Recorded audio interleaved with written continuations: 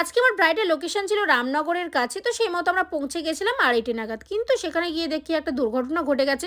যেটা তো আগের ভিডিওতে তোমাদের সঙ্গে তো শেয়ার করলাম। এইজন্য একটু বসতে হয়েছিল। ওটা কোনো ব্যাপার না। কারণ একটা জিনিস হারিয়ে যাওয়া মানে যাদের জিনিসটা হারিয়ে যায় তারাই একমাত্র বুঝতে পারে যে কতটা কষ্ট হয় সেই মোমেন্টটা।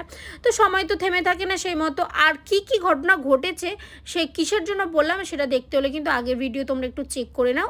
ওখানে বলেছি ব্রাইডের সঙ্গে আজকের কি হয়েছে। তো পুরো লুকটা কমপ্লিট করেছিলাম প্রায় 5 ঘন্টার মধ্যে। ওর খুব পছন্দ হয়েছিল সত্যি কথা বলতে লুকটা, আর আমারও খুব পছন্দ হয়েছিল। ওকে কমপ্লিট করে দেওয়ার পরে কিন্তু আমি ব্রাইডের ননদকে সাজিয়েছিলাম। ওর না ঠোঁটের কাছে একটু দাগ ছিল। ওর রীতিমতো খুবই প্যানিক করছিল যে এই দাগটা আমাকে তুলে দিতে হবে। তো পুরোপুরি কাটার দাগ আমি তুলতে পারিনি।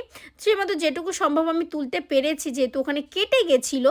তো তারপরে আমার কমপ্লিট করে দেওয়ার পর আমি তুলি ওখান থেকে চলে এসেছিলাম। আর আমরা দুজনে অনেক খুশি ছিলাম কারণ কাজটা আমরা খুব ভালোভাবে তুলতে পেরেছি। তোমাদের কেমন লাগলো অবশ্যই জানিও। আজকের মতো